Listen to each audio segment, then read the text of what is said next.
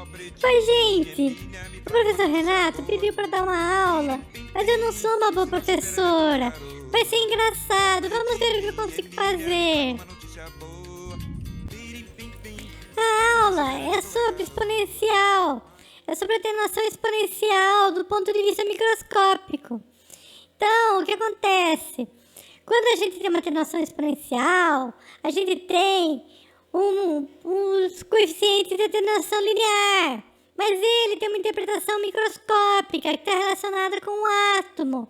Então, o que o professor Renato pediu para falar é sobre seção de choque. A seção de choque atômica. Vamos ver se eu consigo. A seção de choque é uma área fictícia que representa, entre aspas, uma probabilidade de interação do átomo com uma interação em particular.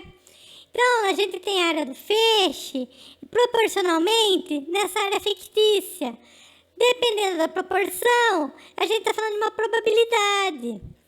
Olha só, tá vendo aquela casinha? Aquela casinha é um celeiro. Em inglês a gente fala barn. E barn é uma coisa bem grande. Então, assim, tem uma unidade que a gente fala dessa área da seção de choque, que é 10 a menos 24 centímetros quadrados. E para um átomo é muito grande, é do tamanho de um barn. Olha só. Nesse gráfico que o professor Renato colocou, a gente tem a seção de choque das absorções do caso do chumbo. Ela tem pontos experimentais e pontos teóricos das outras interações que acompanham. Então, aqui o professor Renato colocou sem keV. E no sem keV, a gente vai no eixo Y e vê que nós temos 5.000 barns, né? Mas quando a gente vê o efeito Compton, é apenas 10 barns. Então, a gente consegue ver uma proporção entre o coeficiente de atenuação de massa total e o coeficiente de atenuação de massa apenas devido ao efeito Compton. Só para pôr uma escala de valores, a gente tem que o barn é grande, mas tem coisas muito pequenas, mesmo para tamanho de átomo. Olha, tem o neutrino. O neutrino, ele é bem pequenininho, tá? Ele é um fóton praticamente, ele não interage com nada. E a seção de choque dele estão aqui, 10 a menos 45 centímetros quadrados. É muito pequenininho. Então, o neutrino, ele vem do Sol, ele acha um elétron, pode achar um elétron no seu caminho e espalha. Ele vai para um lado e o elétron vai para o outro. Se o neutrino tem 100 keV, é super pequenininho, é altamente improvável. Por isso que o neutrino é uma partícula fantasma. Por outro lado, falando do ozônio, é diferente. O ozônio é um gás de alta absorção no ultravioleta médio. E no máximo da banda dele de absorção, olha só esse número, 2.500 angstroms. Ele absorve com 10 a menos 17. Comparando com 10 a menos 24 bar, é além do gigante. Então, a gente vai ver outras coisas. A gente vai ver que quando o professor Renato falava para vocês de centímetro quadrado por grama, é uma unidade esquisita, na verdade ele está falando dessa seção de choque, que é centímetro quadrado por átomo. E então a gente está falando de probabilidade, porque a área, ela não passa de uma probabilidade, a gente vai ver. Veja só, olha quanta conta que esse homem colocou. Então, aqui essa é a equação diferencial da atenuação do feixe, né? É proporcional a atenuação tanto ao número original de alvos que tinha, né? Isso a gente já sabia, como a uma profundidade atravessada, né? Essa profundidade atravessada, a gente vai pensar um pouco mais nela agora. Veja só, a área do feixe, né? Então é uma área grande, vamos pensar numa área macroscópica aí, tanto faz, depois ela vai subir na conta. Então vamos pensar assim, uns 5 centímetros quadrados. A gente vai comparar a cara do átomo na seção de choque. Não do átomo, da seção de choque da interação dele. Então tá aqui. Daí, a gente vai multiplicar pelo número de alvos, assim, naquela faixinha de dx. Olha só, né? Então, a gente tem a seção de choque aqui, que é centímetro quadrado, e a gente tem aqui também o número de alvos por centímetro. Então, a gente vai tentar fazer uma conta. Vamos ver se dá certo. Olha que interessante, né? Nessa faixinha diferencial que era o dx, a gente tem um d número de alvos. E esse d número de alvos não passa do número de Avogadro. Não sei se vocês lembram, gente. Aquele 6,02 vezes 10 a 23 é super legal. E ele multiplica o número de moles, mas no caso é o delta moles, e quanto tem um delta d moles nessa área diferencial. Então, essa área diferencial tem um d moles, que a gente multiplica pelo número de Avogadro e vai dar o número de alvos. Então, vamos continuar elaborando o nosso pensamento. Agora, né, a gente vai mudar aqui, né, no lugar do d moles, a gente vai colocar, né, o mol não passa da massa do átomo e molécula dividido pelo seu número de massa. Então é a mesma coisa, né?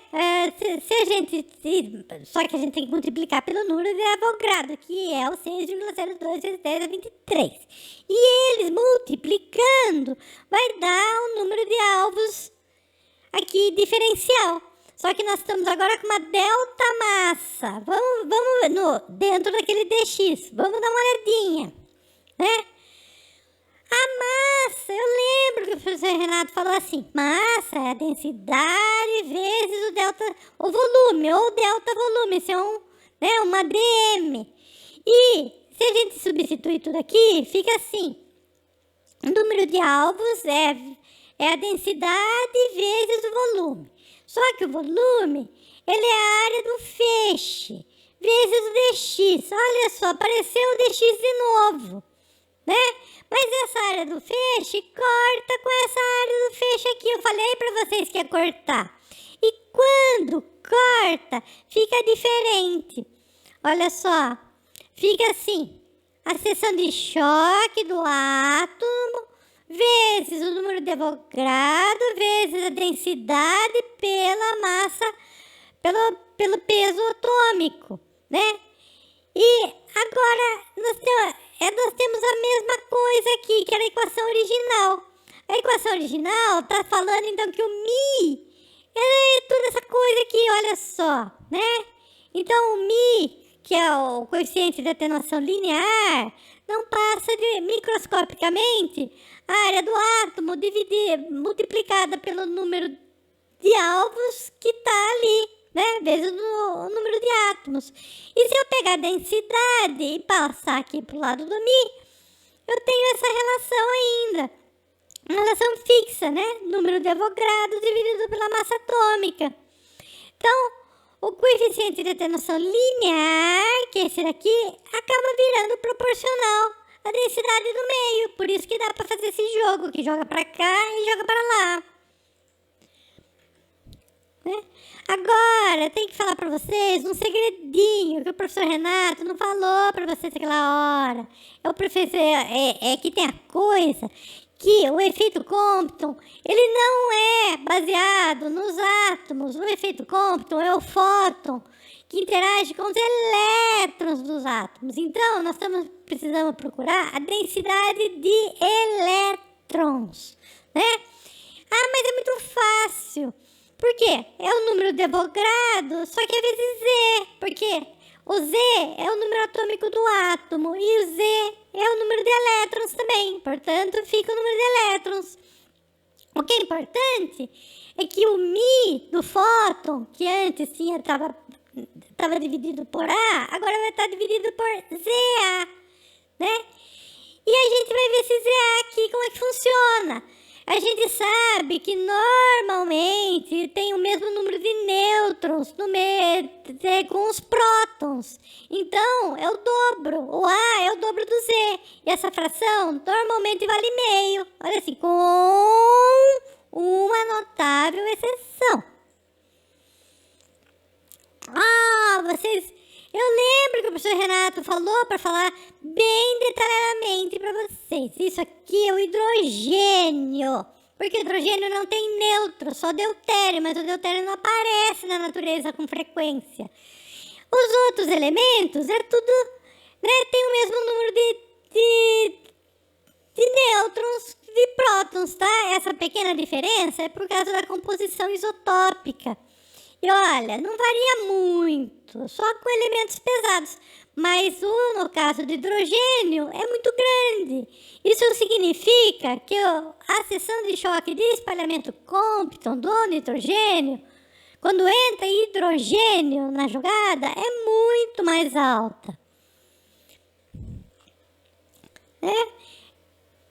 Aqui o professor Renato colocou que é a densidade de elétrons. Portanto, né, nas outras seções de choque, independe do elemento químico, menos com relação ao hidrogênio. Essa aqui é uma das últimas coisas que tem, né? Os materiais compostos, como é que faz? Né? Olha só, a gente tem a água, vamos supor, a água. A água é um átomo de hidrogênio e dois átomos de hidrogênio e um átomo de oxigênio, né? Só que não é essa proporção que nós vamos buscar. Nós vamos buscar a proporção de massa. Olha só que coisa. O oxigênio tem 16 de peso, 16. E o hidrogênio tem de 1. A soma da molécula de água é 18, certo? Então, nós temos 1 sobre 18 vezes 2, massa de hidrogênio, é a proporção. E 16 sobre 18, massa de oxigênio. E é assim que a gente vai compor a seção de choque, né? Olha só, a densidade de oxigênio e a densidade de hidrogênio, a gente tem as seções de choque para cada um, né? Só que a gente precisa pôr a fração de massa aqui, ó, na jogada. Porque a densidade de oxigênio, ela é maior, ela está naquela proporção que foi falado, como se os dois elementos fossem colocados independentemente num meio atenuador. É assim que a gente faz a seção de choque, tanto ser a linear como a atômica, como... Da atômica não, a linear ou como a de massa, a gente compõe ela dessa forma, né? E por último, a gente vai falar um pouquinho, porque assim, a gente não, o professor Renato quem pediu, ele pediu para pôr essa coisa de profundidade aqui, absorber thickness, o que essas coisas, né? Então, funciona assim, a gente já viu que essa relação aqui é a que vale, né? Microscopicamente é assim, a gente tem que multiplicar pelo número de Avogadro e dá tudo certo. O problema é quando a densidade não é constante durante o percurso aqui sendo integrado. Então, isso aqui tem que virar uma integral de alguma forma. Se for constante, é só multiplicar um pelo outro. Mas, de qualquer forma, tem a profundidade a ser atravessada, gramas por centímetro quadrado. Olha, o professor Renato pôs 2 exemplos aqui. Eu vou tentar explicar, mas eu não sei se eu consigo. Né? Só para mostrar assim que a profundidade, se a gente tá com 100 gramas por centímetro quadrado, a gente tem assim, visto de frente é assim, visto de lado é assim, ó, tá, fica tudo espalhado.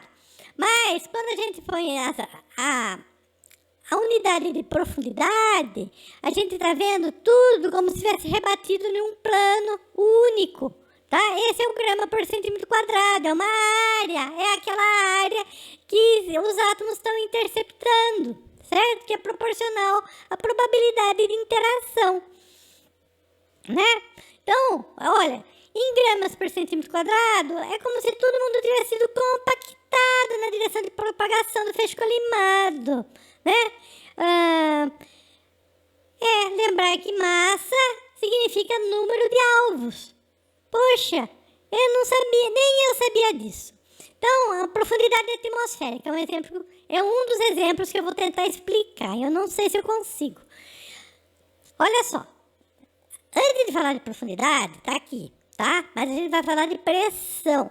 A pressão é assim, se pega a densidade do ar, se pega a constante aí da aceleração da gravidade, ela varia com a altura. Então você integra da altura que você está até o infinito, porque até lá que tem ar, certo? Aí você vai ver o peso dessa coluna de ar.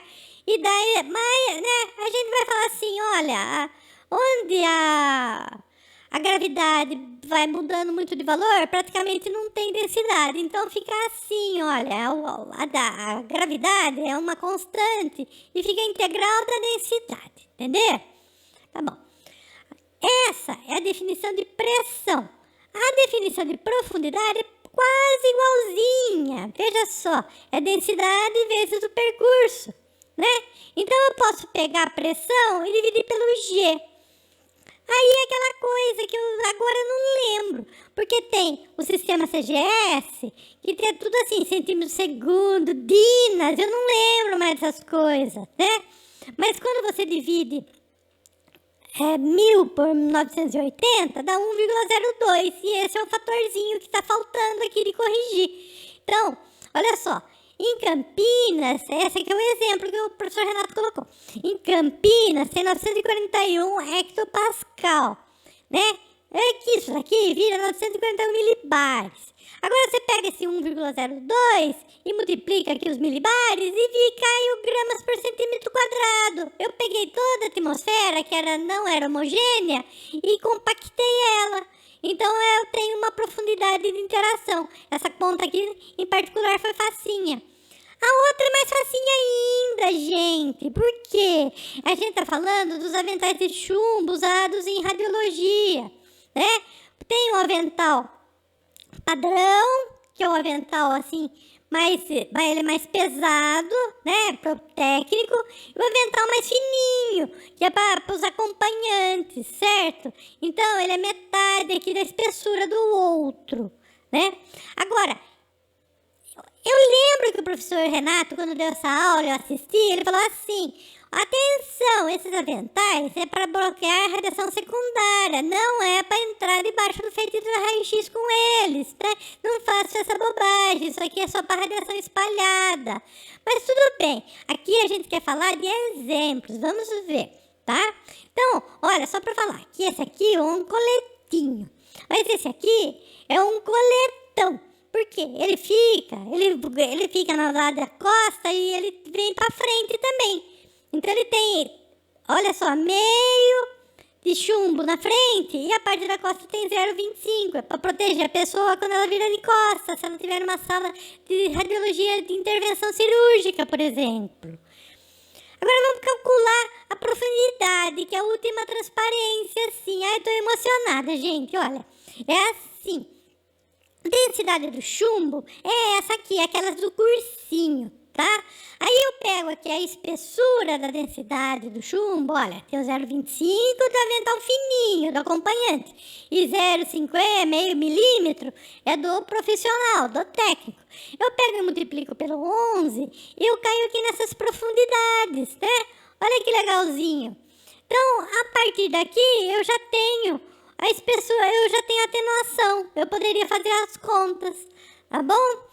Aqui é só para falar uma coisa que vocês não sabem, é quanto pesa esse avental aqui. Olha, ele tem 70 por 60 centímetros, então ele tem essa área aqui, 76 por 60, que vai dar uns centímetros quadrados aí que eu não sei fazer a conta. Aí eu pego e multiplico direto pelo número aqui, ó, esse aqui é do 0,25. Se eu multiplicar direto pelo número, eu já vou ter o peso, né? Então aqui é o peso do chumbo, que é o teórico, e o peso do fabricante informou. E aqui é a mesma coisa, que é o peso do avental mais pesadinho. E não é aquele duplo, tá? De frente e de trás, é só o de simples, tá? Aqui, Conex é uma das marcas, e GRX é outra marca. Então, Olha aí, é 100 por 60, essa conta eu sei fazer, ai, não sei mais, essa é 6 mil, e 6 mil vezes aqui, aí dá 3,4 gramas, tá? Na prática, essas coisas são pesadas. E aquele que é o colete pesa mais de 10 quilos. A pessoa tem que ficar, às vezes mais de 1 hora ou 2 andando pela sala de cirurgia. É pesado, tá bom? E a última coisinha que o teu professor Renato falou pra mim, pra falar pra vocês. Esses aventais de chumbo, ele não se usa em instalação de medicina nuclear. Sabe por quê? Porque não adianta nada. O avental, esse avental de chumbo, ele é pra bloquear as energias da faixa diagnóstica, onde tem efeito Compton, onde tem efeito fotoelétrico. Eu falei errado. Mas quando tem efeito Compton, não faz diferença ser chumbo, ser qualquer porcaria. Só estaria o problema da densidade, dando alguma vantagem para esse material aí.